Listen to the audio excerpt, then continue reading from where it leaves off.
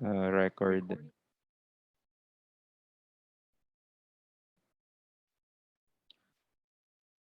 Okay, so once again, welcome to the research orientation for this school year.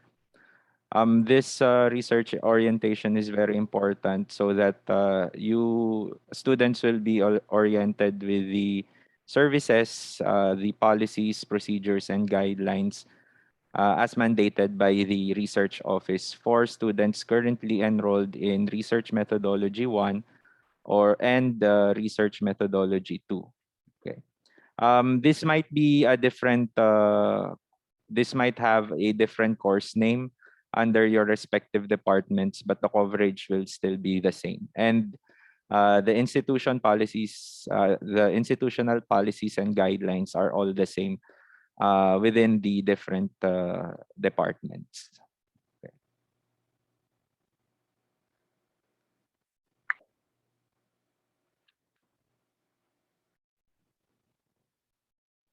So for this orientation, we have four parts. So the first one is understanding student research, defining the concept of research in Kalayan or in CFI.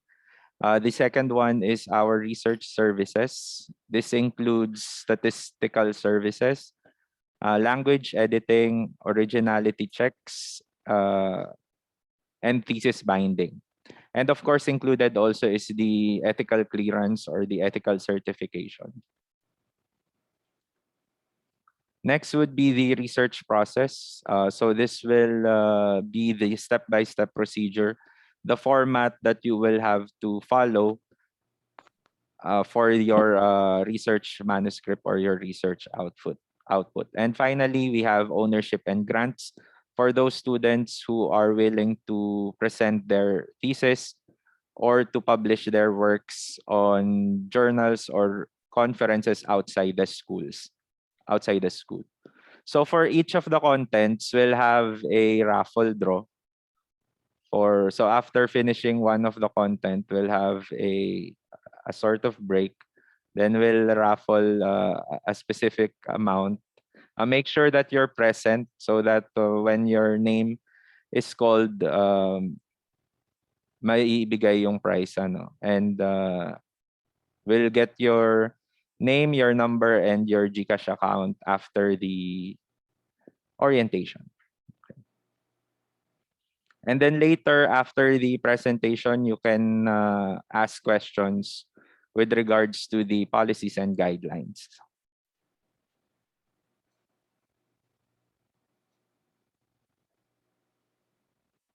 Okay, so why do we do research? Because basically research is included in the trifold function of the academic institution, focusing on instruction, research, and community service. And as part of CHED requirement for the granting of your degrees or conferment of your degrees, thesis or research outputs are required for each of the departments or each of the programs. So wala po kayong lusot. So lahat po ng courses are required to have their research papers. Then there are two roles or there are 2 point persons in the crafting of your research manuscript. So you have your role as your student and the role of your advisor. Okay. So in coming up with your research papers, two to three persons are involved. So the first person would be your research methods professor or your research methods instructor. So he or she is the one handling your classes in your research methodology class. So for example, I am the research methods professor for psychology, nursing, and physical therapy this year. So I will teach the basic format, the guidelines, and the other forms that is necessary for the accomplishment of the research paper, as well as scheduling for the proposal or final defense of the students. For your role as a student, so students currently enrolled in the subjects 1 and 2. Here are your roles. So the first one is you have to propose a topic that has significant value for our institution or for the society. Then you can ask your ResMed profs and your deans on their departmental goals, because sometimes the departmental goals should be aligned, or your research paper should be aligned with the departmental goals. Then you have to prepare the manuscript as prescribed by the research office. You have to consult with your research methods professor and or research advisor regarding any concern for the paper. So you have the option to choose your advisors, or your research methods professor shall assign you a research advisor if you cannot choose. So conduct a comprehensive literature review and thematic approach. You have to consult subject matter experts such as statisticians and language editors and validators of your instruments or survey materials. Then as a student, you are the one who needs to collect, process, analyze, and interpret data. You have to formulate your conclusions, implications, and recommendations based on the results of the study. You have to also incorporate the comments and suggestions as suggested by your instructor, advisor, and research panelists. And you have to comply with all the research policies of the research office in preparation for the final manuscript or in thesis binding. Okay. The final output of the course should be 3 binded manuscript and a CD containing the soft copy of the files. Then for the advisors, this is the role of your advisors or your chosen advisors. So not all instructors or professors can be an advisor. So the research office have a list of potential advisors with their expertise. So you may ask for the list of the advisors from the office, or a list of possible advisors from your instructor or research methods prof, or from your dean. What does the advisor do? He or she assists the students in the conceptualization of their research topic. If not, if hindi pa kayo naka-assign sa advisor ngayon at nag-iisip pa kayo ng topic, once na meron na kayong advisor, you can collaborate with him or her already and tweak or finalize the topic that you have chosen. So he or she can already improve the title that you or the topic that you presented. Then follow the agreed research consultation schedule set with the students. So since everything is done online, so your advisor will have to set a regular meeting for you. So it might be once a week, twice a week, or it depends on his or her schedule. So you have to coordinate closely with your chosen research advisor. Then they guide the students in the preparation of the research instruments or the survey material or the questionnaire. And your advisors are automatically your co-authors once that the paper is out for presentations in the conference or in publication. So they monitor and assist in the research instrument validation, data collection, gathering, and analysis. Your advisor cannot validate your self-made questionnaire.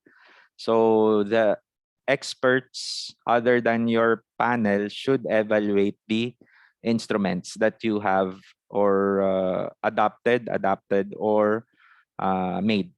Then you have to assist in the preparation of the final manuscript, or the research advisor, I mean, should assist you in the preparation of the final manuscript following the guidelines set by the RPO. So upon passing the final manuscript, all signatories on the approval sheet should be signed before you submit it in the office for binding. Okay, for the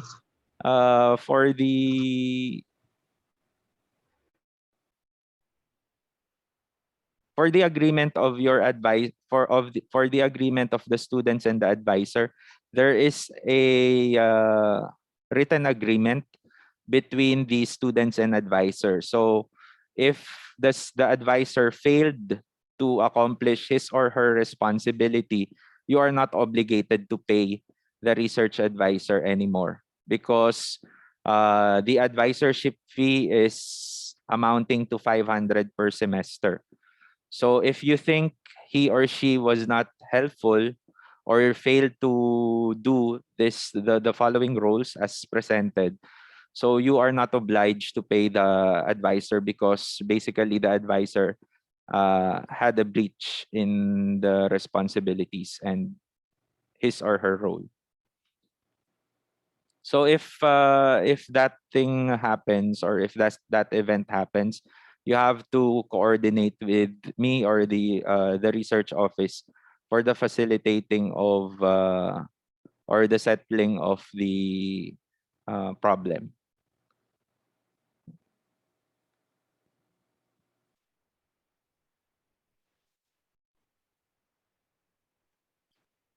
Okay, so the next part would be the research services. So before we start the research services, we'll have our first mini raffle. Mini raffle. Oh,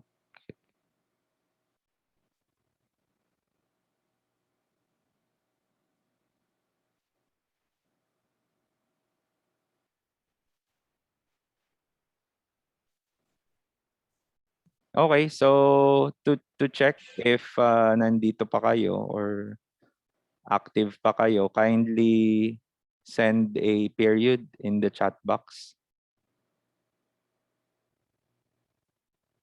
Okay. Pag mga raffle, active na active. So I have here 235 names, and then we'll see kung sinong unang mananalo ano. Um if your name is chosen, kindly comment mine mine, and then we'll see kung anong prize ang mapapanalunan mo. Okay? So this one is shuffle muna natin ano. Wag nang mag-name check kasi nandiyan na yung names mo sigurado sa liit nung wheel of names na natin. Okay, so spin.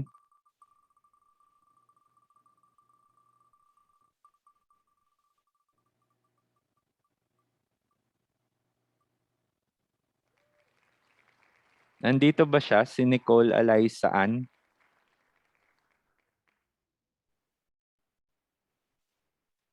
Okay, hintayin natin siyang sumagot mga 20 seconds, baka may delay. Nandito ba siya?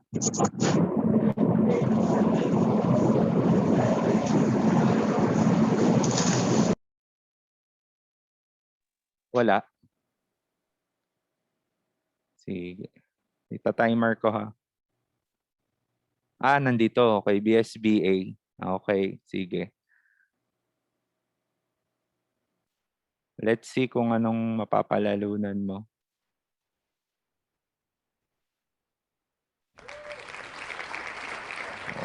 So, shuffle muna natin.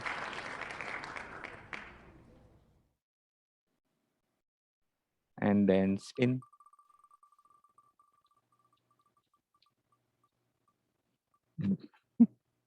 Sige pa. Okay. So, mamaya hihingi ni Miss Rona yung details for this U150.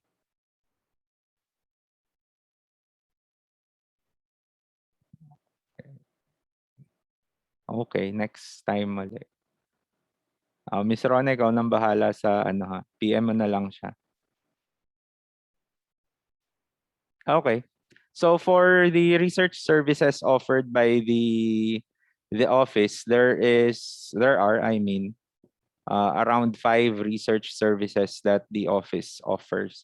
So the first one is the statistical service, or the services for statistical treatment.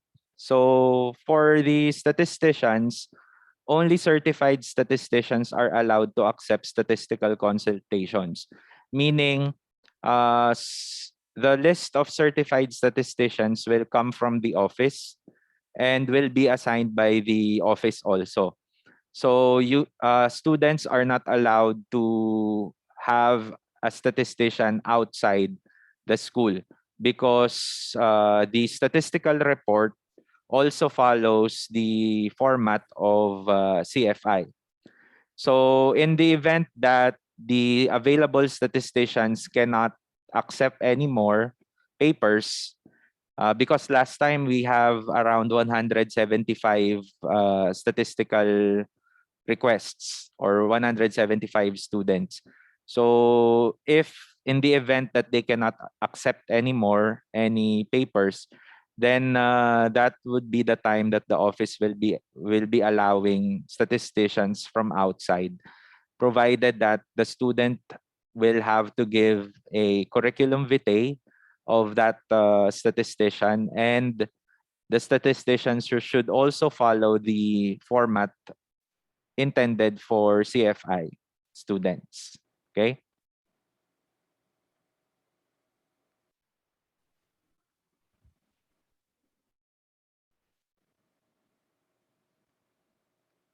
So the statistician shall be assigned and consultation fee shall be determined by the RPO.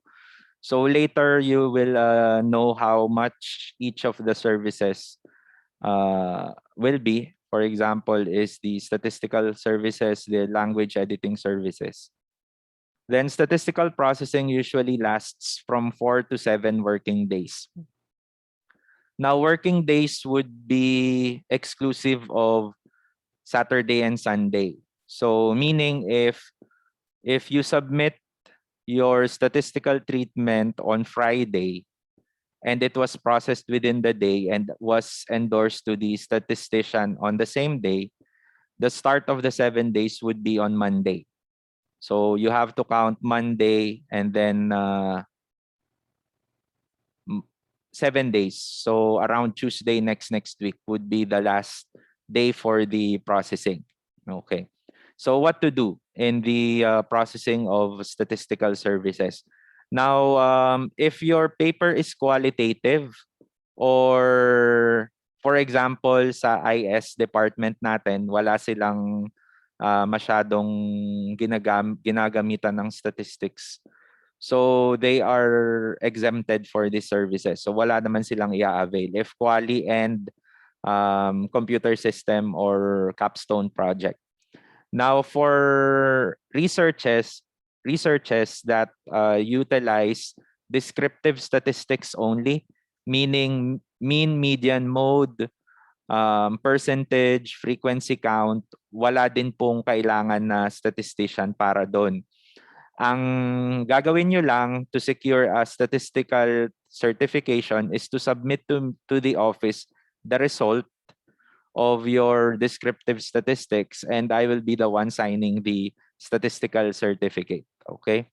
So you have to secure and accomplish a statistician's request form or the SRF-03 from the RPO through the Google form. I will be sending all the links after in a separate email, including this PowerPoint.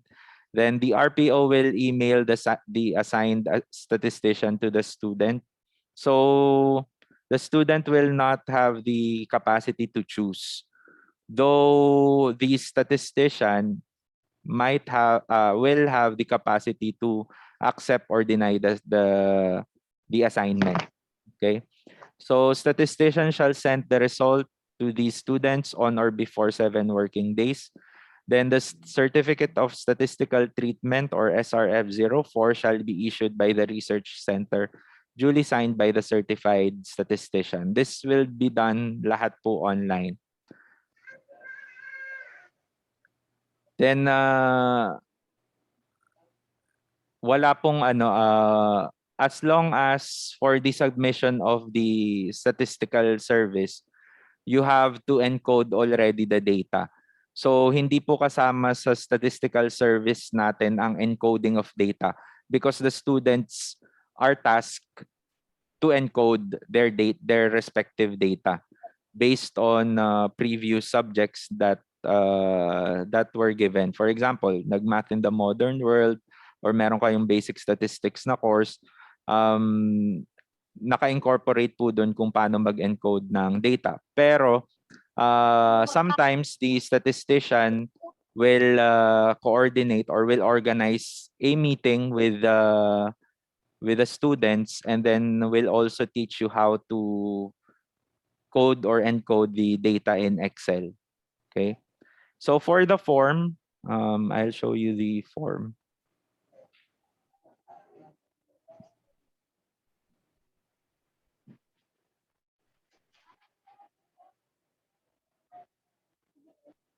Okay.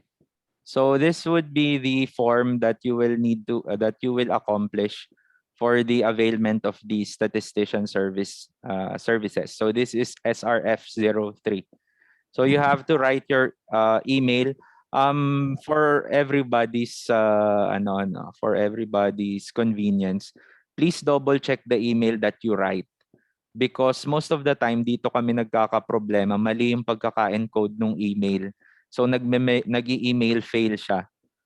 And then you have to choose your department, you have to encode your name, your thesis title, your research objectives, your research variables or your instrument, and then your active email. So again, you have to recheck the spelling of your email. Now, we need the research objectives because the statistical treatment will be based on the research objectives.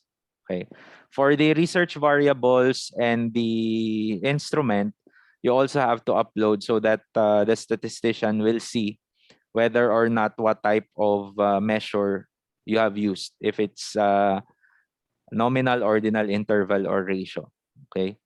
Then for the data set, you don't have to upload here the data set because the office will still be assigning you the statistician.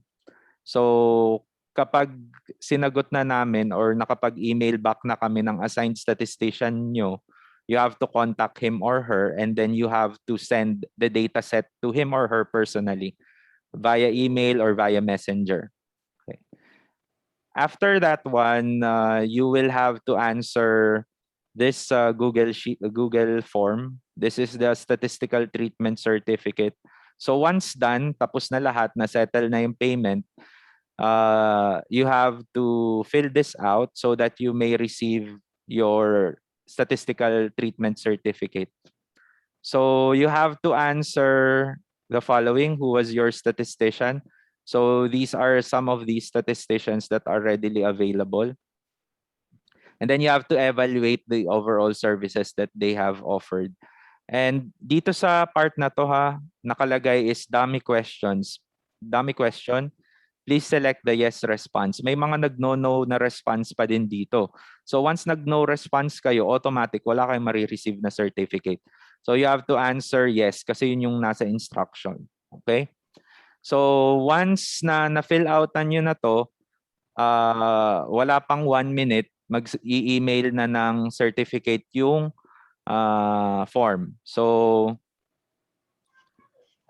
you will receive this email. So this would be the form generated, electronically generated. So nakalagay na dito yung name, yung title mo, yung pangalan mo, and then kung sino yung certified statistician na gumawa nung computation, and then the date. Okay? So you have to make sure na na-signan to ng statistician bago kayo mag-submit sa akin ng final manuscript for binding. Okay? So automatic tong generation ng Certificate of Statistical Treatment hindi to hinihingi sa office na maghihintay pa kayo ng ilang araw.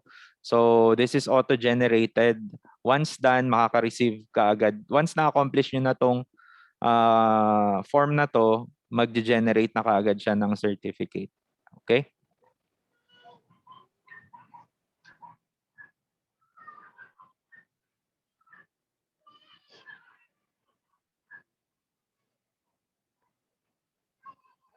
So next research services natin is the language editing. Okay, so for language editing, only certified language editors are allowed to edit researches of the students.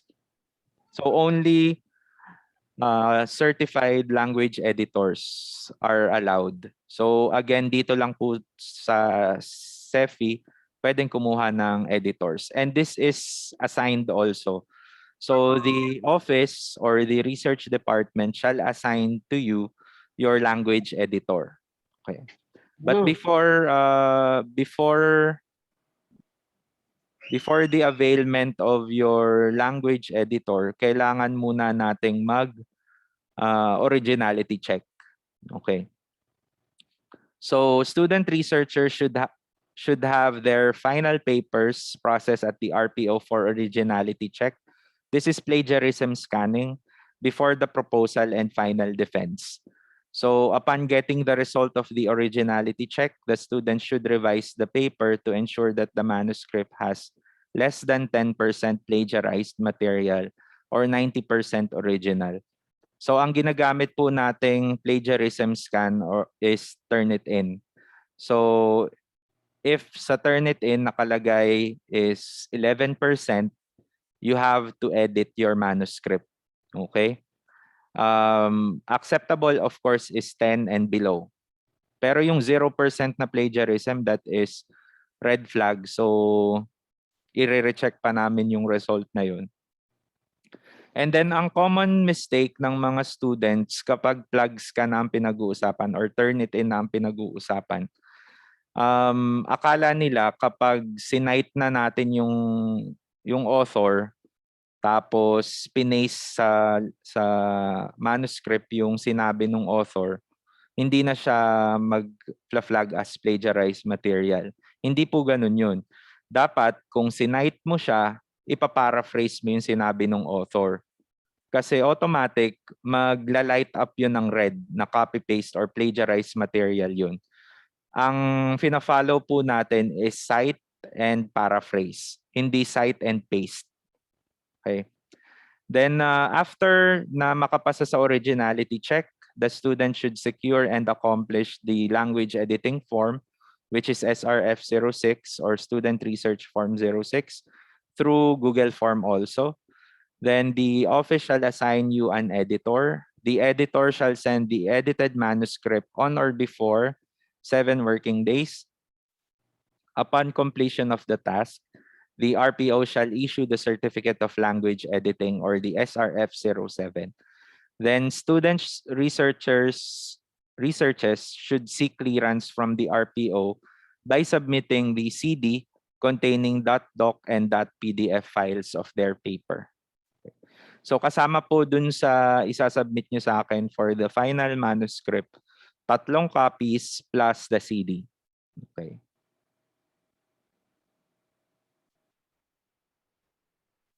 For the processing of the language editing, so you have to accomplish SRF 05A first. So this is the plagiarism form.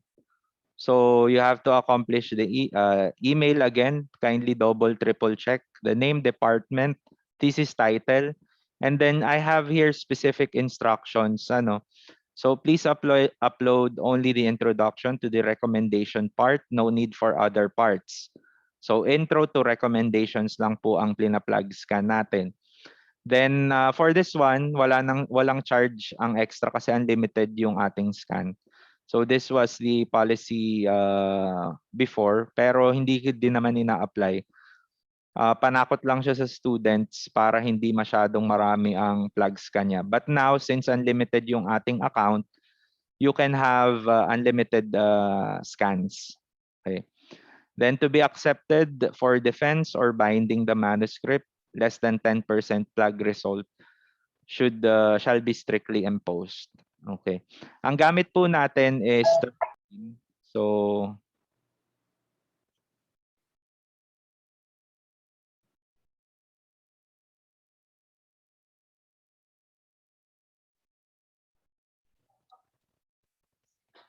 so for the Turnitin,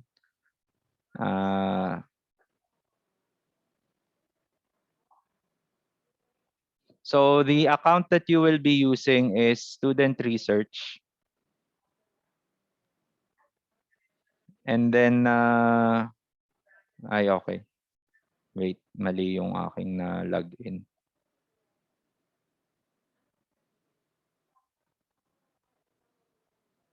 Yan. Okay.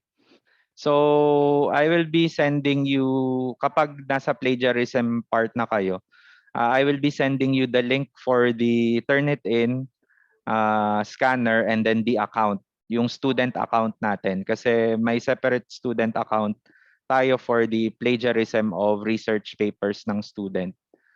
So just follow the instruction here. Nakalagay dito is go to the student research folder. Do not upload anything here. So meron na naman tayong makulit na estudyante na nag-upload na naman sa labas ng folder. So laging sa student research na folder tayo mag-upload. And then dito nyo makikita yung result nung plagiarism check. So kung makikita nyo dito mga 0% to, nire-recheck ko pa siya kung talaga bang 0% because it's near impossible na magkaroon ka ng 0% unless ine-exclude mo lahat. So ang ginagawa ng ibang student para halimbawa bumaba yung similarity score nila, ine-exclude nila lahat. Okay, so I'll show you kung so i-example natin tong study niya.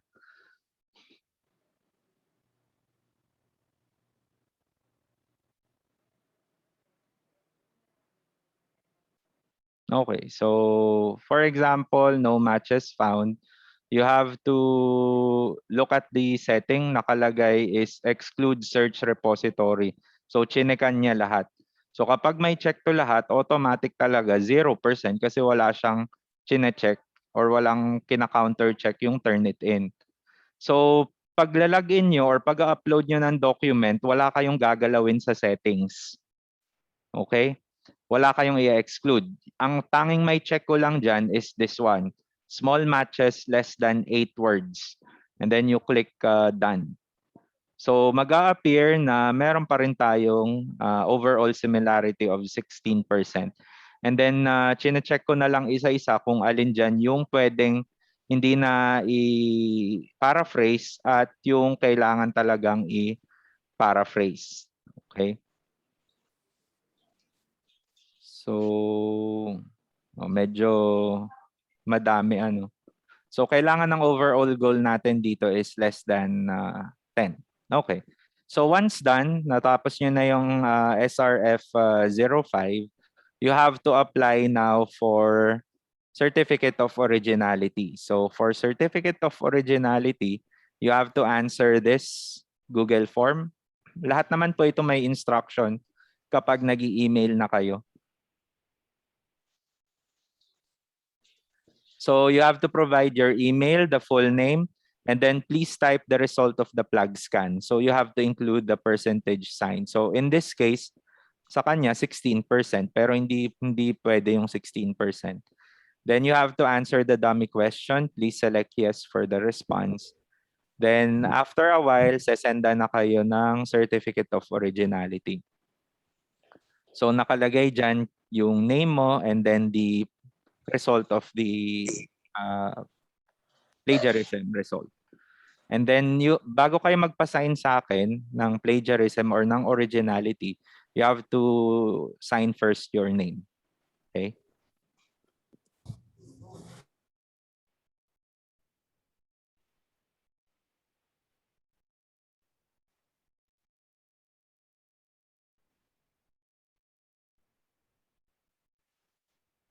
So next service tayo is the language editing. So after having your originality done, saka ko lang siya i-forward for language editing. So for language editing naman, you have to accomplish SRF06. So this one. So you have to include all of your details again. Then you have to upload the result. So dito sa Turnitin, wala kasing option na pwede mo siyang i-download sa screen. So what you do is you click print and mag-generate siya ng print preview, and then yung print preview ang pwede mong i-save sa computer mo, okay? With the result. Or ang pwede nyong gawin na isa pa is you have to just take a picture of the result, yung may nagsasabi ng 16%, and then okay na siya. Pwede na yon. So after that one, okay, you have to upload the following parts. Kung kanina, introduction to recommendation lang, kapag magpapa-language edit po kayo, kailangan na namin ng title page nyo, abstract, introduction to recommendation, and references. Hanggang dun lang po. Hindi kasama sa i-edit ang dedication, acknowledgement, table of contents, tables and figures, and then appendices. Hindi po siya ine-edit. Okay? Kasi per page po ang bayad natin for the editing. So, kung isasama natin yun, lalaki masyado ang babayaran ng mga estudyante. And then you have to provide your valid email. You have to wait for 7 days. Ibabalik sa'yo lahat ng files na sinubmit mo dito. And then mag-fill out kayo nung form for language editing certificate. So, email, full name, title, and then kung sino yung language editor mo. Okay? And then kung evaluation ng services nila. And then you have to answer yes. Then wait mga 1 minute. You'll receive your certificate of language editing. Okay? So kasama kung sino man yung nag-edit ng manuscript mo. Okay. So before I sign this one, this certificate of language editing, you have to submit the CD containing the .doc and the .pdf files of your manuscript.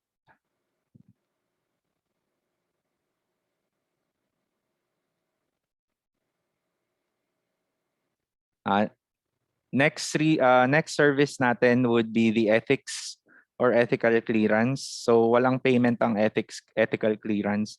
So what we do here is we uphold the values of respect for human persons, beneficence, and justice as stated in the Belmont Report 1979 in advancing knowledge that will benefit ultimately humanity.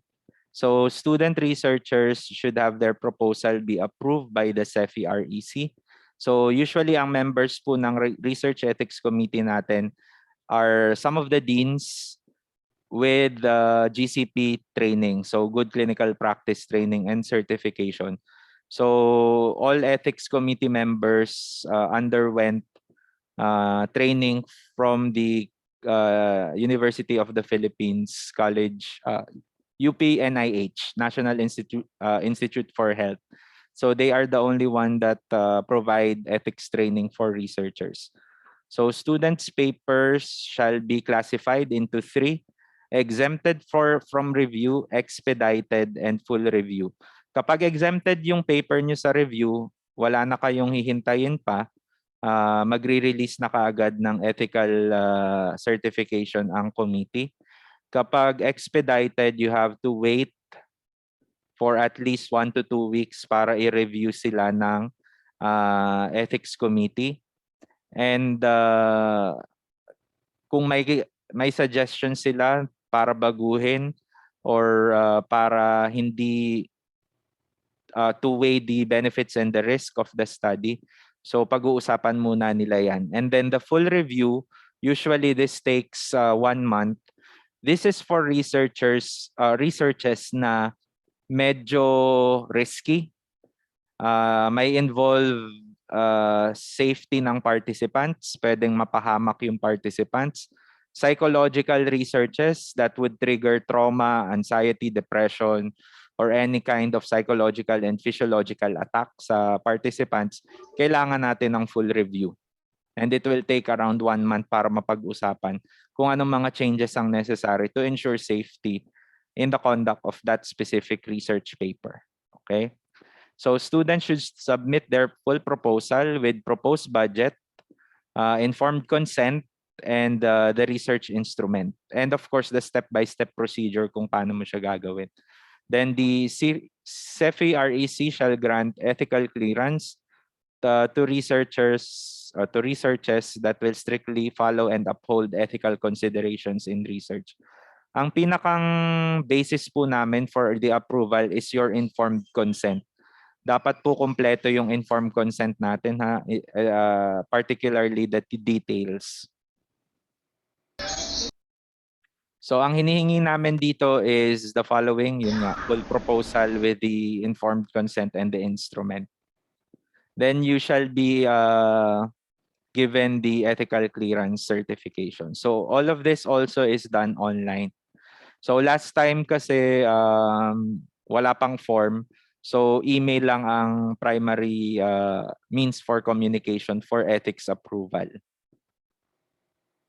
But this year we'll have the form sorted out also. So included in the ethics would be the informed consent, stating the nature and purpose of the study. Usually, ang informed consent is almost 9 pages. Pag minsan nga, mas mahaba pa sa instrument or sa survey material ninyo. But we have to follow that one because that is also mandated by DOH and FREB, Philippine Health Research Ethics Board. So consent for minors and or people with special needs must be secured from their parents or legal guardians. Hindi tayo pwedeng basta-basta mag-conduct ng research sa age 18 and below. So may guidelines tayo para doon. Potential risks and benefits of the research are also to be presented. Anong pakinabang ng research mo? Bakit mo siya ginagawa? Anong benefit ng society? Anong social value ng paper mo? Then the respondents or participants must agree to participate in the study freely and voluntarily. So any time of the research event or research method, umayaw yung participant mo, dapat hahayaan nyo siyang umayaw. Then the respondents, participants should be given the option to quit anytime without any negative or harmful consequences and walang pamimilit. Okay? Walang coercion na magaganap. Kung ayaw ng participant mo, ayaw niya. Karapatan niya yun.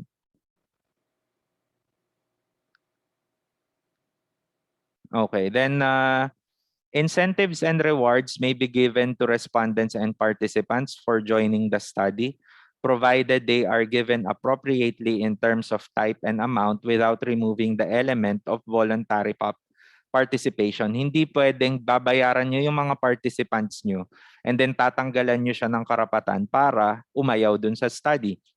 Yung last time, yung isa kong estudyante, ang ginawa niya, kasi nahihirapan na siyang humanap ng participants. So ang ginawa niya, nagpa-raffle siya sa mga participants niya ng specific amount and then at least kung raffle yun, lahat ng kasali ay may possible manalo dun sa inira-raffle niya na amount. Medyo malaki yung amount na ni-raffle niya, around 1,000 ata for the participant. Pero isa or dalawa lang ang mananalo. But still, it's fair for all kasi hindi mo naman alam kung mananalo ka or hindi.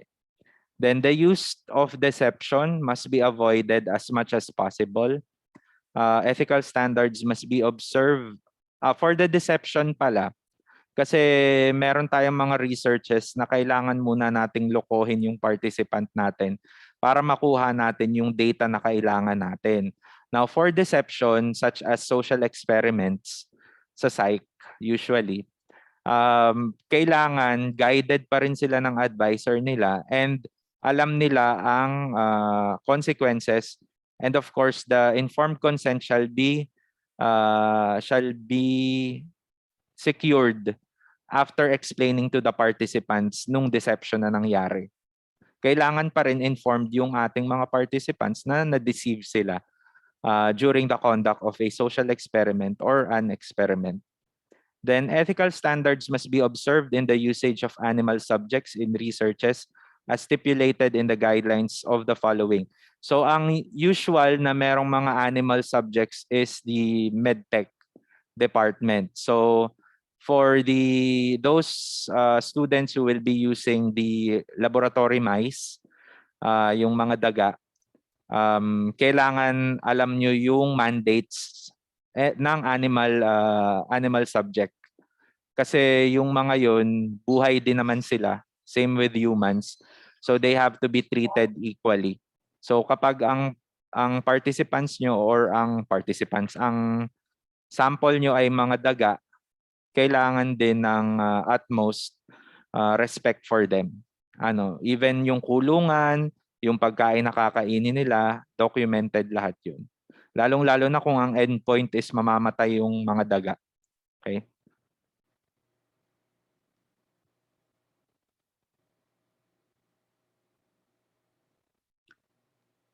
You have the thesis binding. So thesis binding shall only be done by the research office in coordination with the printing press. Before, mga 7 years ago, sa labas nagpapabind yung mga estudyante, and then Ma'am Ami decided to have it institutionalized. So yung yung office mismo ang nagpapabind or ang nagdadala dun sa printing press for the thesis binding. So ang gagawin nyo lang is to submit the final manuscript dito sa office, 3 copies, pag-iisa kayong researcher. Kasi meron tayong guidelines for habang dumadagdag ang researcher. So anong contents ng final manuscript? Kailangan ng approval sheet, signed, originality certificate signed, language editing signed, ethical clearance certificate signed, and statistical certificate, if applicable, signed also for the processing. As well as yung buong part ng manuscript from title page hanggang curriculum vitae. Then students shall pay 170 per copy of the manuscript, minimum of 3 copies.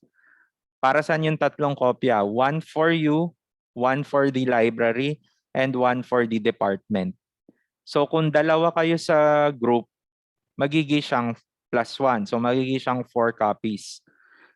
Tig-isa kayo nung ka-group mo, so dalawa na yun, isa sa library, isa sa office ng department nyo. So kung 5 kayo, ilan na yun? Kung 5 kayo sa group, so 7 copies yun, times 170, magiging 1,190 yung copy. Binabayaran yun is sa accounting office or sa cashier. So wala naman natang sumasobra ng 5. So usually ang groupings ay walang groupings, solo ka lang, or by 2s and by 3s, or by 4. Sa ETIAP may 4 pag minsan. So thesis binding may take up to 1 to 2 months as determined by the printing press. Hindi na po sakop ng office kung gaano katagal mag-bind yung printing press. Hindi naman kasi yung office mismo ang nagbabind, dinadala ko lang dun sa printing press. And yung printing press na ang nagde-determine. But the office always follows up the thesis binding or the manuscripts. Then once available, students shall be notified of the availability of their binded manuscript through email, since email din naman, nag-gather na namin yung email ninyo.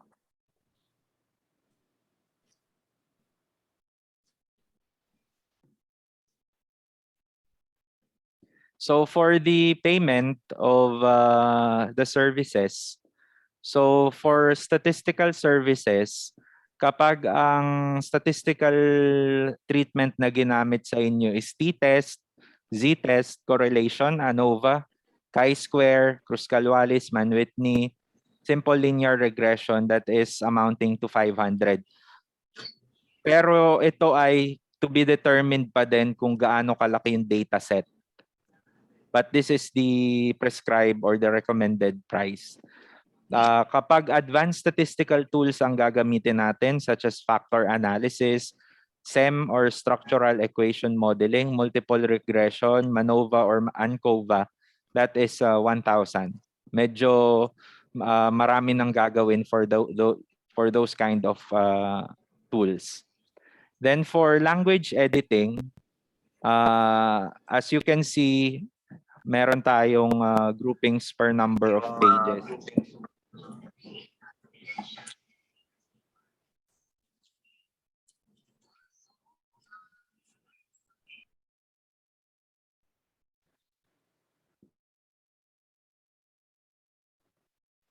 So for 40 pages and below, tandaan nyo ha, ang ina-edit lang is title page, abstract, intro to recommendation. Yun lang.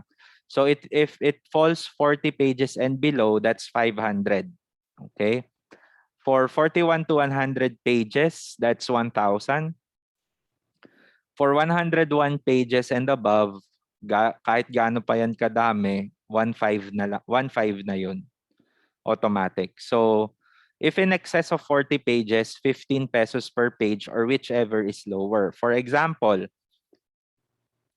47 yung pages mo. So yung 7 pesos, 7, yung 7 pages excess siya sa 40. So you have to multiply 7 times 15 plus your 40 pages which is 500. So more or less, ang babayaran mo is 605 for that specific number of pages. Kailan nag-a-apply yung whichever is lower? For example, ang page number mo is 97. 97 pages ka. So for 41 to 100 pages, 1,000. Pero 97 page ka. So ang excess mo sa 40 ay 57 pages. So times 15, that's 855 plus yung 40 pages na 500. So 1,355. So 1,355, mas mataas siya compared sa 1,000. So since 97 pages siya, pasok pa rin siya sa 1,000 na babayaran. So instead na 1,355 ang babayaran mo, 1,000 yung babayaran mo for the service kasi yun yung mas mababa. Pero kapag lumampas ka na ng 101 or 100 pages, automatic 1,500 na yun. Okay? Masyado nang madami kasi yung 101 pages for editing. And medyo mahirap mag-edit pag lumampas na halos ng mga 50 pages yung manuscript. Okay. Then for the research paper binding fee, this is 170 pesos per copy. Number of copies equals number of researchers plus 2, the dean and the library. So kung 5 nga kayo plus 2, 7 copies ang kailangan. Kung 3 kayo plus 2, 5 copies yung kailangan. Okay? Now for the payment of the panels, so for each panel, it's 500. So kung always 3 naman ang panel so the panel fee will be 1,500 per defense. So ilang beses kayo magde-defense? 2, proposal at final. So proposal 1,500, final defense 1,500. That's fixed. Yung kung halimbawa, nag-request yung dean or yung instructor nyo sa ResMet na mag-i-include tayo ng food for the panel and then that would be determined by the class. Buong class na lang ang mag-aambagan for kung magpapakain ang sila. Okay? But that is in the discretion na ng instructor, ng dean at saka usap ng estudyante. But the panel fee is fixed at 1,500 per defense.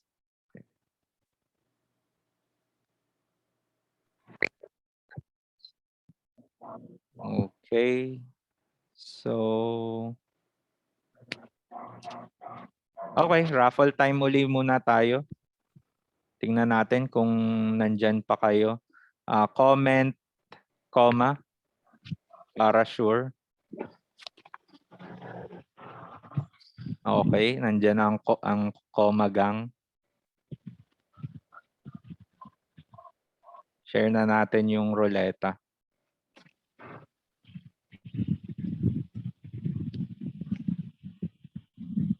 Okay.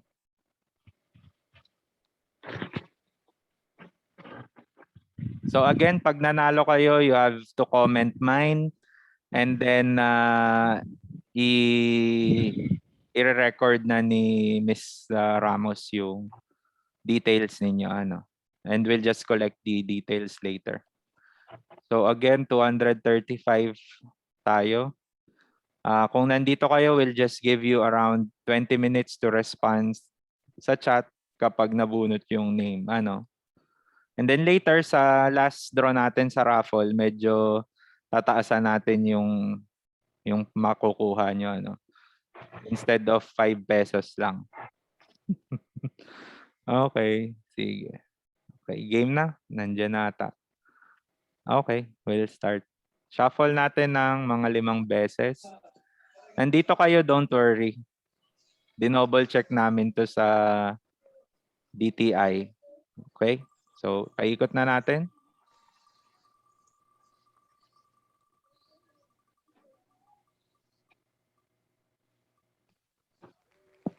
Si Fajardo, nandito ba siya? Pa-comment ng mine kung nandito siya. Okay, nandito siya, BS HM. Okay, so tingnan natin kung ano ang makukuha niya. So, ikot na natin.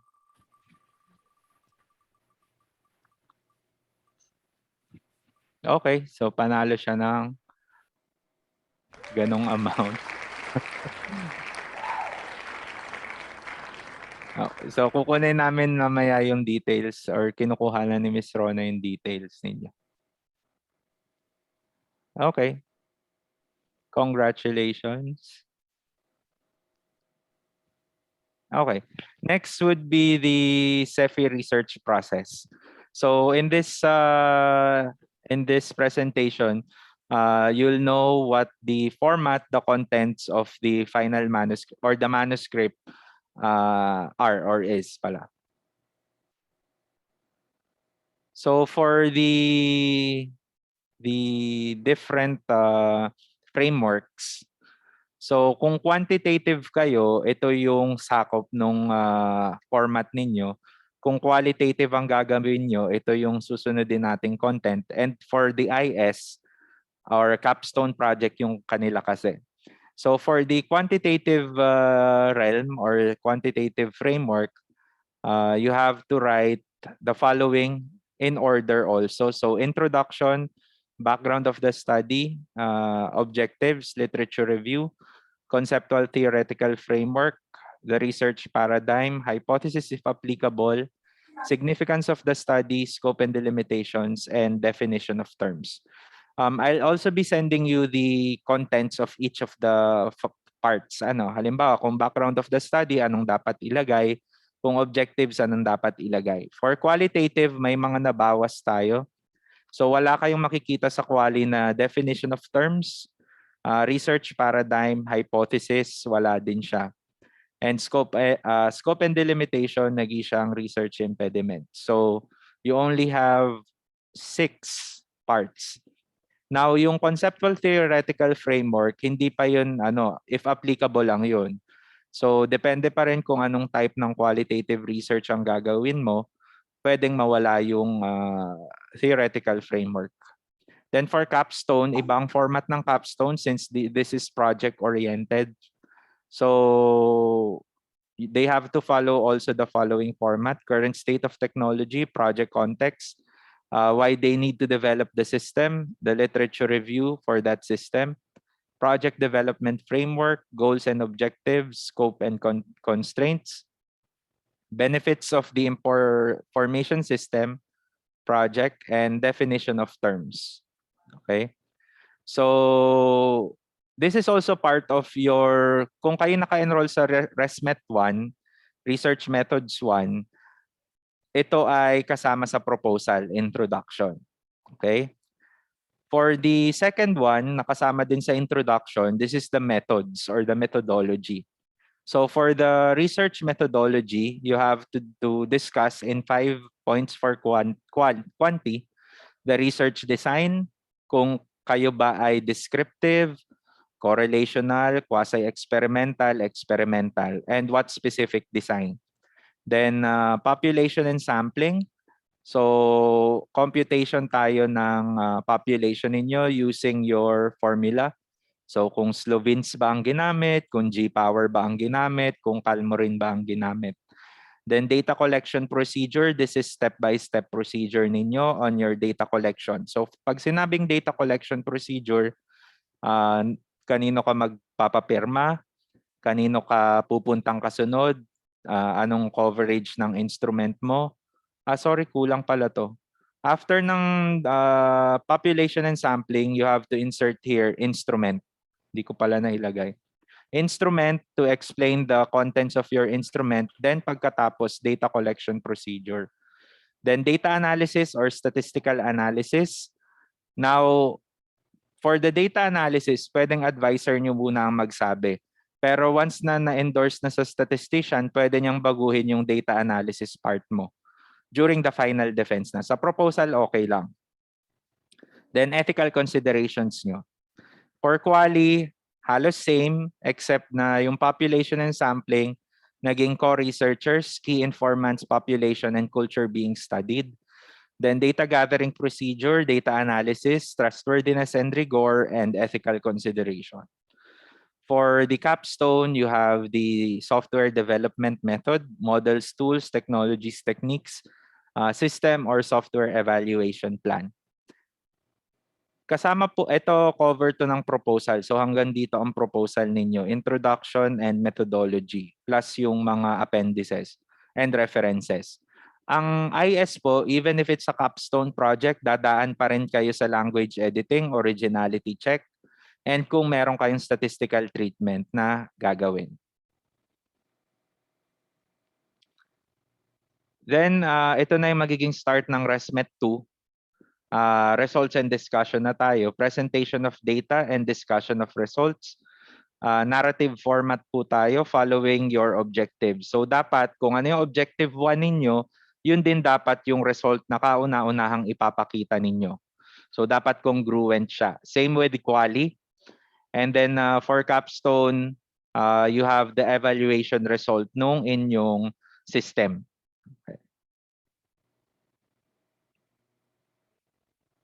Then the last parts would be the conclusion and recommendations for quanti, summary and implications for quali, and then capstone is findings, conclusions, and recommendations. So followed by the references and the appendices for the last. Now, what edition do we use for the citation format and yung general format ng paper natin? We use APA 7th edition. So American Psychological Association 7th edition for the manuscript format. For the text and the in-text citation and reference format.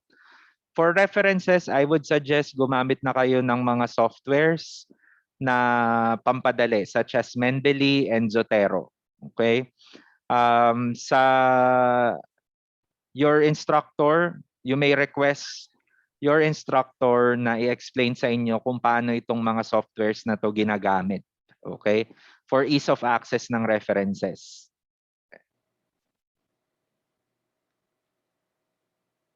Then for the format, all research manuscripts of the students to be submitted to your professors should be font style is Times New Roman only, font size 12.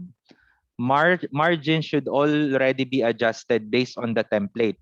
So after this orientation, magsisend din ako sa inyo ng template, yung merong Cephi border.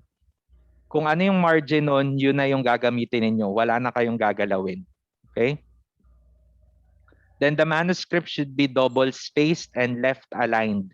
Hindi po tayo nagja-justify ng text. Left aligned silang lahat. So kahit anong itsura ng left alignment, kahit hindi pantay-pantay, kahit masakit sa mata ninyo, you have to follow it. It's left aligned. Except of course for tables and figures na naka-center. Then the entire article should be single columned. Isang diretso lang siya. Paragraph should be indented using the normal tab default. Isang default lang for indentation. Then page number should be indicated on the upper right-hand corner of each page. Start with page 1 at the title page, page 2 for the abstract. Now, wala na tayo nung mga Roman numerals. For halimbawa, appendices, dedication, diretso na. Page 1, title page, lagyan nyo lang ng cover or yung iba nilalagyan ng shape na box na kulay puti. Then abstract is page 2 already. 3, 4, 5, dire-diretso na hanggang kung kailan matapos yung page number nung manuscript mo. Then tables and figures and headings must follow the format of the APA Manual 7th edition. The abstract should approximately contain 150 to 300 words, including the keywords, and single paragraph lang siya. No double spacing of the abstract. So, single space lang po ang ating abstract. I will show you the format later for the general format, as well as isisend ko din naman sa inyo yung general format natin for yung itsura ng paper. Medyo kasi kaya nagkakaroon ng problema sa English editing is because hindi din nasusunod yung format na pre-prescribe or nagkakaroon ng iba-ibang format din yung mga estudyante. Then for the CEFI, to continue the general format, nakalagay dyan is left margin, right margin, top margin, bottom margin is 1 inch. Pero as I've said before, kung ano yung template na sinend ko sa inyo, kung ano yung margin na yun, yun na yun. Okay, wala na kayong gagalawin. And then pagination is upper right side corner. No pagination on chapter pages. Then double spacing, left aligned, font size 12, Times New Roman, font type is TNR, Times New Roman. Then for the APA headings, ganito yung susundin nating format. So kapag level 1 siya, which is your introduction, centered boldface uppercase heading. Then kapag halimbawa, so nakalagay introduction, then background of the study, left aligned naman siya, bold space, uppercase and lowercase heading. So I'll show you the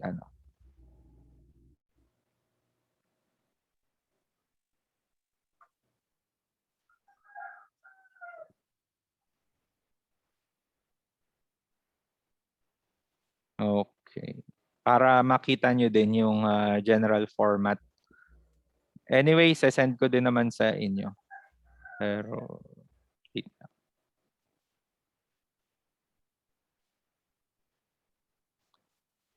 okay, and then for the parts of the research paper, so you have the supplementary pages and preliminary pages. So for preliminary pages, for all 3 designs, ito yung dapat naming makita. So title page, abstract, approval sheet, signed, originality check, yung certificate of originality, then acknowledgement, dedication ninyo, table of contents, list of tables, and list of figures. Walang format ang acknowledgement and dedication. Kung kanino nyo man gustong i-dedicate yung gawa ninyo, kayong bahala. Kung sino man ang gusto nyong pasalamatan sa acknowledgement, kayo din ang bahala. Sa dedication, marami na akong nakita and nabasa, dinededicate sa research advisor nila o kaya dun sa prof o kaya dinededicate dun sa jowa nila or kung may anak na or may pamilya, dun nila dinededicate yung gawa nila. Okay. Yung sa jowa, hindi ko sure kasi pwedeng magbago yun eh. Ito once na nabind na, naka-immortalize na yung pangalan nila dun at yung pangalan mo sa unahan. So pag buklat, naka-dedicate dun sa jowa mo na hindi mo na jowa. Okay? So supplementary pages naman, you have your references. Appendices is lahat ng communication letters na sinubmit mo or ginamit mo. Template lang ha, hindi yung signed. Then instrument or your questionnaire or your interview guide. For quali, nandyan dapat yung interview transcript, yung dendrogram or yung codes generated, and the result validation request coming from the experts na nag-validate. For capstone project, kailangan natin dyan yung user's manual and the source code. kaya ang kapal ng mga manuscript ng IS is because of the source code. And then certificate of language editing, certificate of statistician, if necessary for quanti, and of course the student's curriculum vitae. Okay. So this is the format, general format ng manuscript. Wala pa lang yung CEFI border, So you have the introduction, level 1 heading, naka-bold face or naka-bold, and then naka-caps lock. Followed by the background of the study, naka-bold face, and then naka-title case, and then derecho, the introduction, the background of the study, followed by your objectives. May research objectives, naka-number 1, 2, 3, 4. Then your null hypothesis, and then your literature review. Ito na yung level 3 na formatting. So level 1, yung nasa gitna, introduction. Level 2 is literature review. This part na ito, yung section headers. And then kapag gagawa kayo ng additional heading, this is level 3 already. So naka-indent siya na isa, naka-bold face, title case, and then may period sa huli before you start your paragraph. Okay? So lahat ng section header mo for level 3, ganun ang format. Okay? So usually nakikita natin to sa literature review, sa significance of the study. Dun usually nakikita yung level 3 na format na ganito. So hanggang synthesis, makikita nyo siya. And then ito nga, for significance of the study, ganun din. Naka-indent, boldface, may period, even if it's not a sentence. And then the start of your paragraph. Same with the others. Okay? Definition of terms, supposed to be dapat ganun din. So craniovertebral angle, dapat yan ay naka-boldface period, and then the definition applies to all. Okay? Then sa methods, ganun din, methodology, so dapat malaki. Methodology. Then second level of your headers, population and sampling, research instrument, data gathering procedure, and then the ethical consideration, statistical treatment or data analysis, and the references. So ganito yung format ng references, naka-APA format. Siguro in other sessions, sa other seminars, ituturo namin kung paano gawin yung ganitong format ng references. Ano po?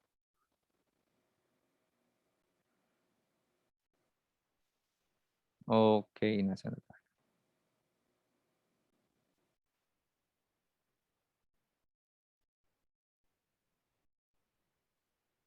So, okay, bago natin. This is the last part of the orientation, yung grants. So, bago ulit tayo mag-discuss nito, we'll have the raffle. Ano naman? Makikitype ako ng ampersand sa chat box. Sige nga, ampersand.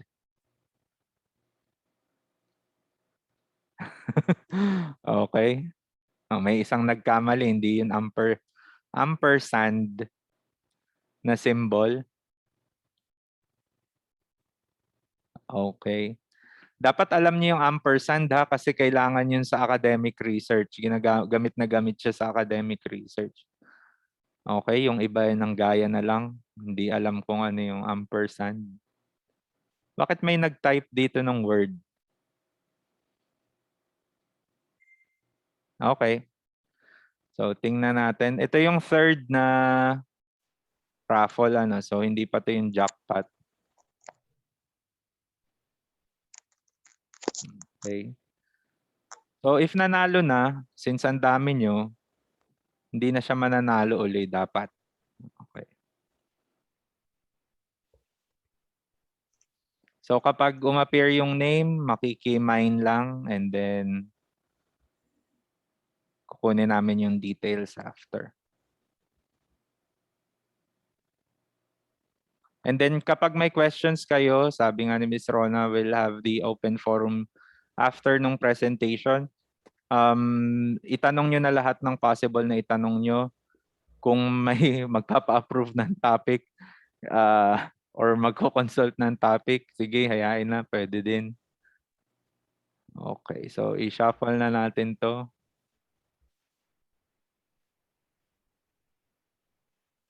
Okay, and good luck.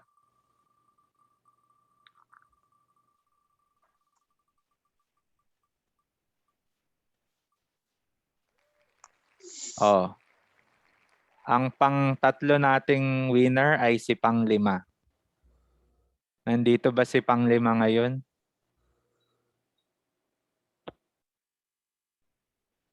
Makikitype ng mine bago bago mag-end yung 20 seconds. Nandito ba si Panglima, ang ating pangatlong winner?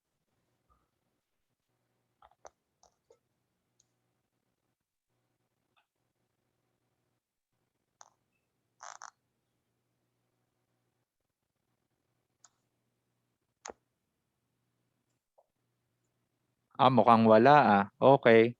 So wala siya. So re-roll ba?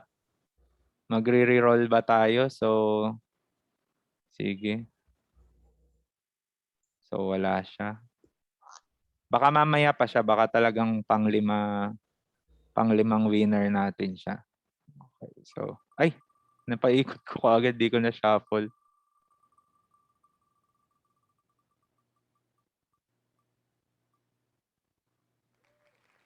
Villa Blanca.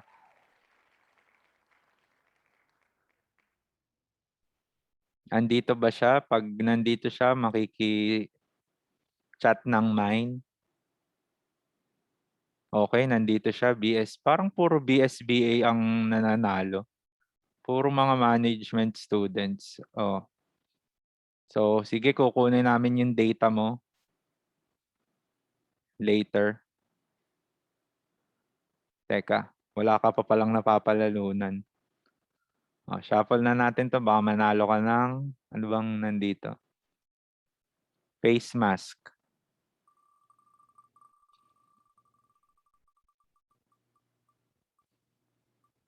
Okay. So panalo ka ng face shield.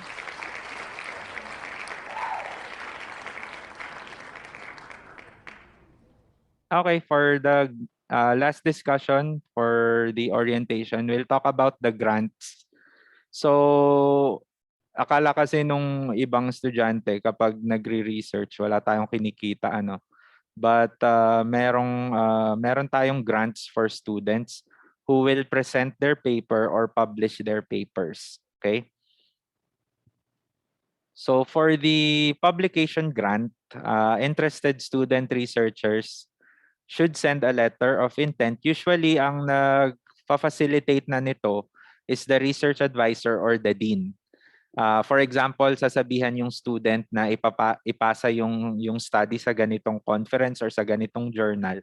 Once accepted, deans na or yung advisor na ang nagpa-process for the payment. Now, each research paper may be given a maximum of 5,000, which may include honorarium and publication fees.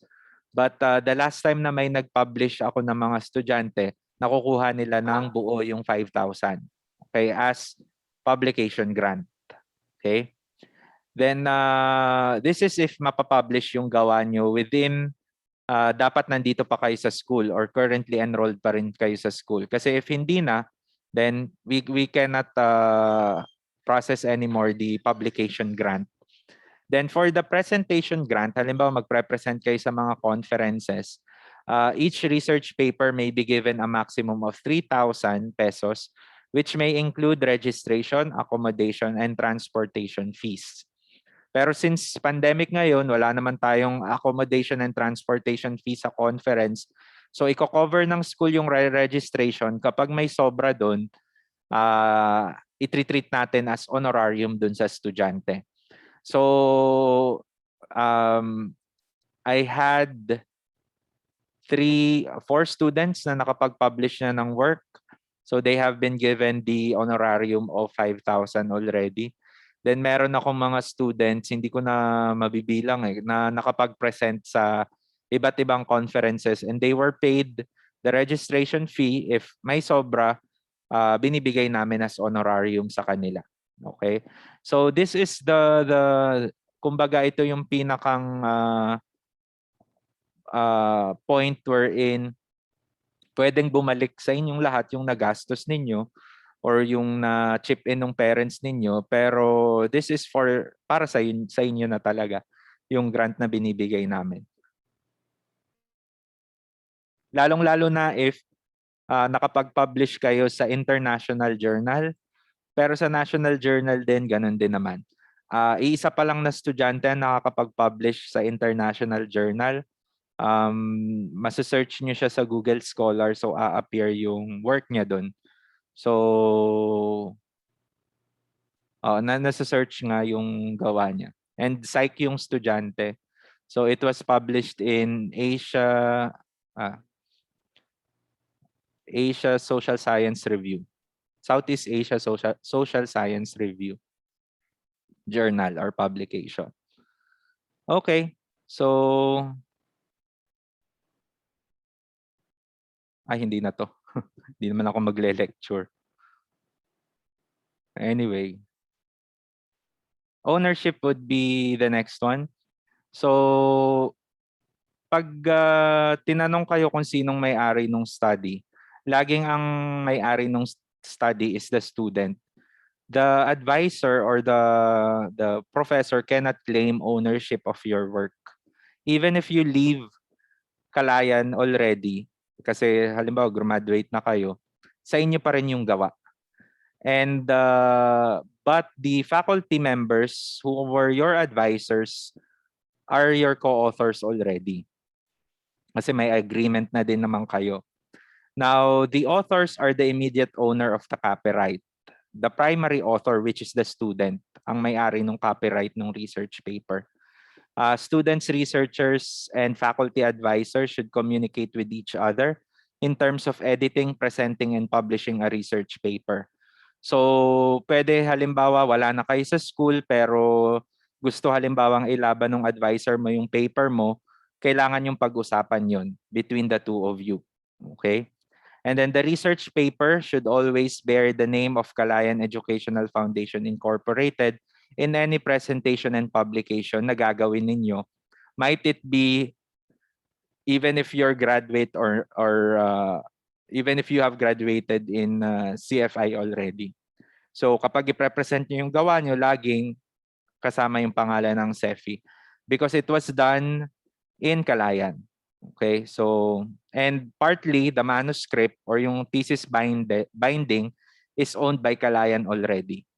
Okay. But in terms of the content, the copyright sa estudyante yon. Walang problema doon. It's your right. Kung ayaw nyong i-present, kung ayaw nyong i-publish yung gawa nyo, karapatan nyo yun bilang may-ari ng papel. Okay. So that would be the end of the research orientation. Back to you, Miss Ronaldin. All right, thank you very much, Sir Mao. Now, for those who have questions po, you could raise your hand or you could just type it on the chat box and I will read it if nahihiya. So, this is your chance, guys. Kahit Have mag... question. Sir, pwede po ba yung ganitong topic? Pwede naman. Yeah. Sir Mao will check po.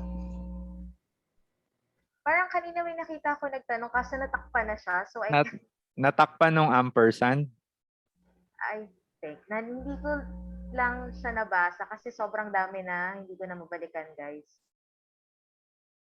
Pero may nag-type kanina ng tanong. I'm sure.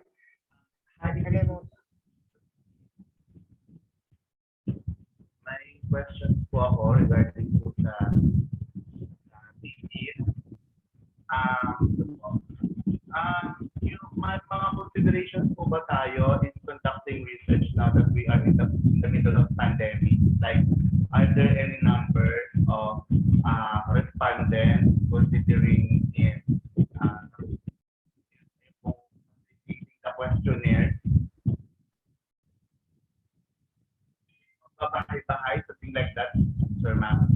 Okay.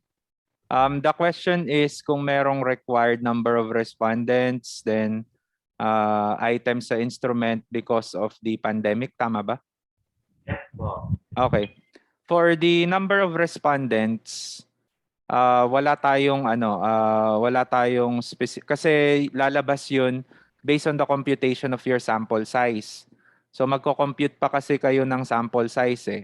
Kung ilan yung lumabas doon, yun na yun. And in terms of pandemic, ang guidelines lang ng research office is as much as possible, all of the dealings, all of the contacts with the participants should be done as much as possible online.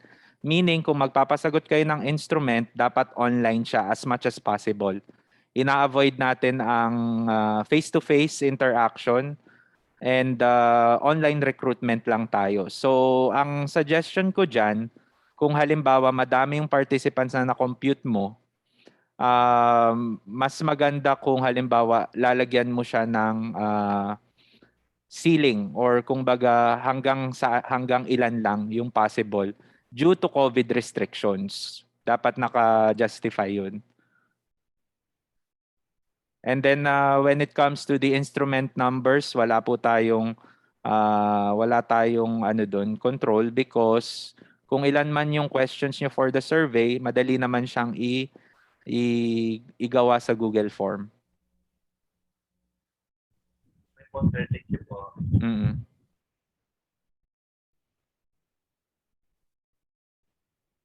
What about the others po? Do you have questions?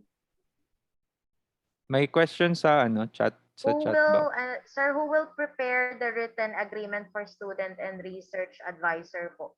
Sa office po, isesend ko po yun kasama ng mga files ng forms. So makikita nyo dun yung written agreement ng ninyo, ng advisor at ng student. Sir, tips daw for defending research po from Mika. So number 1 tip, magdasal. So kailangan yung magdasal bago kayo mag-defend. And then number 2 is you have to know your panel. Kailangan yung kilalanin kung paano sila magtanong. Okay? Number 3, gawa nyo yan. Ibig sabihin, kayo ang may alam niyan ins and out of your paper. Nagtatanong lang ang panel for validation kung talagang alam mo yung sinusulat mo. Okay? So kung hindi mo alam yung sinulat mo, dun ka magkakaproblema. Yun yung common na kung bakit nagkakaroon ng ay, may aso. So, Nagtatanong ata yung aso. Nade-defer kasi hindi nila alam yung sagot dun sa question ng panel na hinugot lang din dun sa manuscript nyo. Okay. Di ba, Miss Rona, based on experience, ganun ba? yes. Yes po. Naranasan mo na ba yun? Yeah, you have to know your research po. Naranasan mo na bang ma-defer? Hindi pa po. Hindi Sir. pa. Aha. Muntik lang. Muntik lang. Muntik Pero, at saka at saka guys, pag halimbawa na-trigger na yung panel nyo, or halimbawa medyo tumataas na ang boses niya, or nafe-feel nyo na naiirita na siya, you have to stop and then you have to listen already sa sasabihin nila. Sometimes kasi, the more that you speak, the more na na-trigger sila. Even if alam mo na tama naman yung pinaglalaban mo. There are cases kasi na tama ka naman talaga. Pero in that event, nagdi-display na kasi ng ego tripping yung ibang mga panel. Pagka ganun, you have to stay low. And then, kalmahin nyo na lang. And then you say, I'll take note of that, or that's duly noted, or I will add that to the, I will consider that suggestion to the improvement of the manuscript. Ganun lang lagi. You don't need to engage in a discourse sa panel. Not unless talagang open siya for discussion. Pero kung hindi, at ang hirap pa intindi sa kanya nung point mo, yun yung time na tanggapin mo na lang muna. Even your co-panel, may mga chances na ide-defend ka nila. And then may mga chances din na hindi. Even your research advisor. Okay. Alright. Sir, when will we get the materials? Processing of the materials kasi i-convert ko pa din naman tong video. So, Monday morning, that would be the last. So, possible ko din siyang ma-send Saturday, Sunday. Do we have specific site or reference for RRL po? For RRLs, ang dami nating websites, Google Scholar, SagePub, ejournal.ph, JSTOR, marami tayong specific sites and references for even the libraries of other schools. Pwede kayong kumuha doon ng references since hindi tayo pwedeng mag-access ng library ng ibang schools face-to-face. In terms of books, meron tayong Z Library na website para makapag-download kayo ng copies ng PDF ng book. Meron tayong anyway, I'll try to send that also dun sa link for the references. Ano bang particular reference kaya ang hinahanap nito? Michelle? You have particular reference po? Kung eduk to, ganun pa rin Google Scholar, JSTOR, Eric, yung website na Eric, ERIC, for eduk kasi yun And then Science Direct, ProQuest, EBSCO. Yun yung mga website na maraming RRL.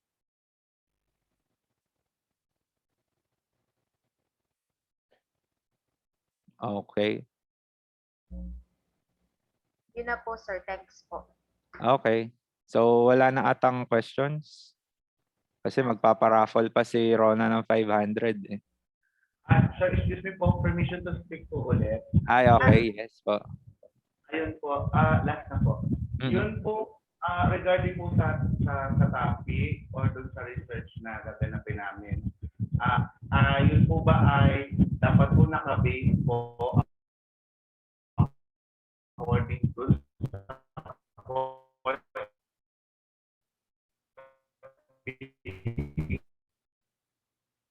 taken o sa interest? Medyo choppy pero ang parang hello. Parang ang na-gets ko ay kung yung topic ba ay based sa interest mo? Parang ganun ba? Yung po bang study dapat po ba according doon sa course na being taken namin or according po, pwede po yung sa interest like advocacy namin, something like that, sir. Okay. Number 1 dyan, sa ResMet, sa Methods 1, kapag pipili kayo ng topic, dapat align siya sa course mo. Followed by your interest dun sa course, in relation with the course.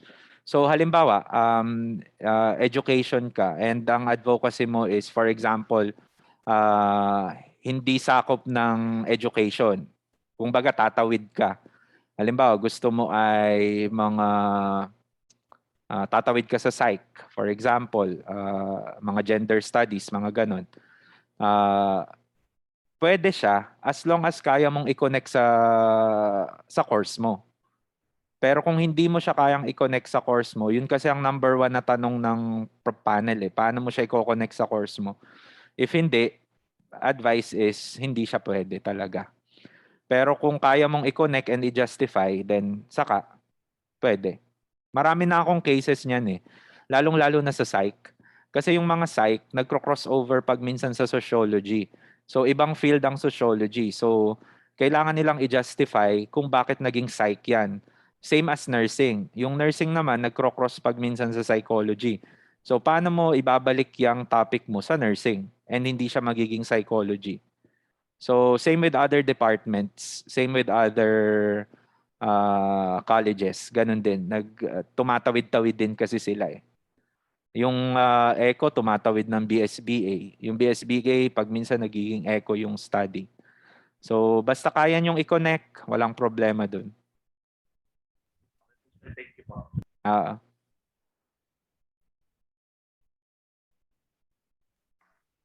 Questions pa po? No questions na? You can raise your hand, guys, ha? Or you can type it. Feeling ko gusto na nila mag-raffle, sir. Feeling ko din parang ilalagay na natin yung 500 pesos sponsored by Miss Ronalyn Ramos. Okay, so sige. Habang ine-encode ko yung price, baka may magtatanong pa ano. 500? Ha? 500? Ay, inililista mo yung names ha? Yeah. I Okay. already messaged them kasi yung iba estudyante ko, tapos yung iba, ano, Okay. message. GCash tayo ha, ang transfer ha. GCash or Paymaya. Alright. Okay. Then, hintayin nyo hanggang end ng semester. Kasi, pagtatrabahuhan ko pa yun eh. Yung premium. Yung 500 galing kay Rona yun. So, pasalamat kayo kay Miss Ramos for that one. Ano. So, Next year po. Yung for the 500.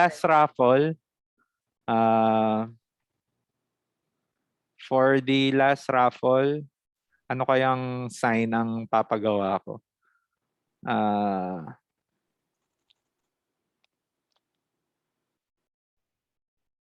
Plus sign para stay positive lang tayo na laging negative sa COVID. Ang bibilis ng mga echo. Ang bibilis.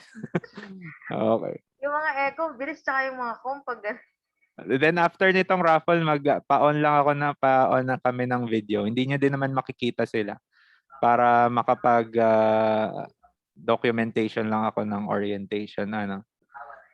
So,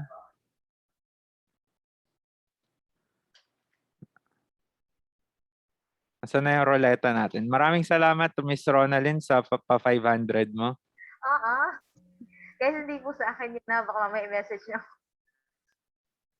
Okay, so shuffle na tayo for our last winner sa ating stream. Hindi ka ba muna kakaldag, Miss Ronalyn? Hindi ko alam yun. Hindi mo ba alam yun? Wala bang kakaldag dyan? Okay, sige. Shuffle na natin 3 beses. And let's roll. Last winner na tayo, guys.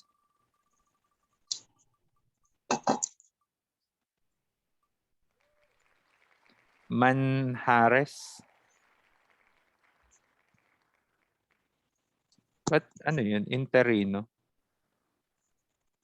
Nandito ba siya? Pamain ako kung nandito siya. Ang alat ng ruleta sa mga nursing, ayaw patamain. Nandito siya. Eduk. Okay, nandito siya. No. Ay, nagalit. Hindi tumama sa raffle. Okay. So, shuffle na natin to ha. Nandito na yung grand prize ni Miss Ronalyn. Ito na. So, shuffle na natin. Nagdadasal yan si Rona na hindi tumama dun. Marami na din tayong in-include dyan ng mga ano. Okay, so good luck.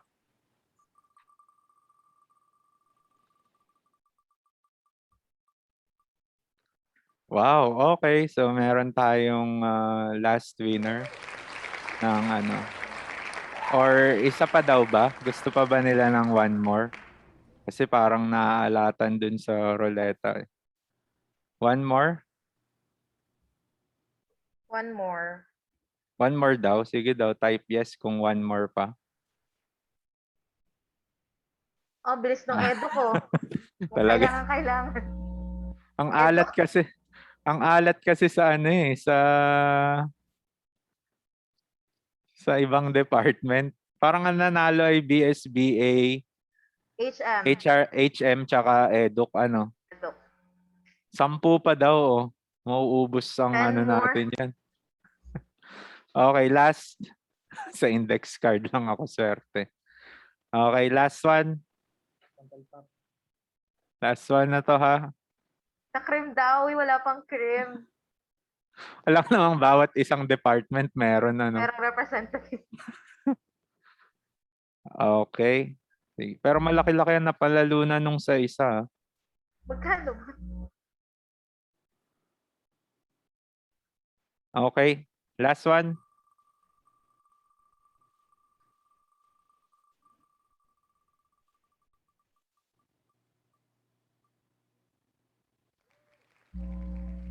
Owabel. Munti ka na si Kakatsa. Si Hans. Owabel. Nandito ba siya? Type mine kung nandito ka. Kung wala, edi i-re-roll natin.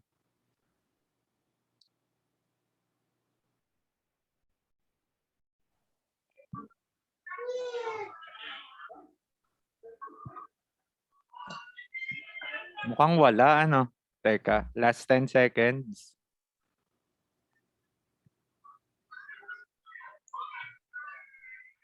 Ayun, umabot. Okay. Eduk pa rin, ano? Iba talaga kapag ka-department mo si Ma'am Ami. Yun din ang ano, malakas ang ano sa ruleta. Okay, shuffle na natin ang mapapalalunan niya. Uy, Ronaldin, handa mo na yung jackpot dito.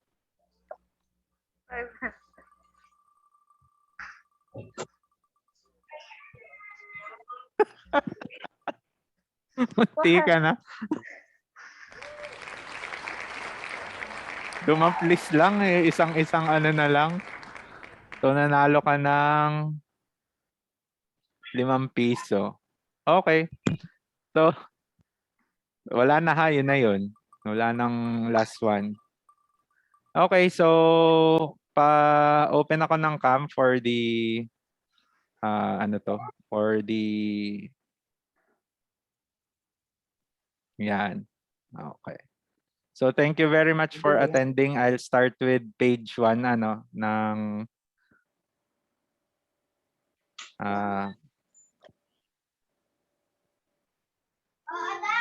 so smile everybody and thank you for attending. Page 1. Page 2.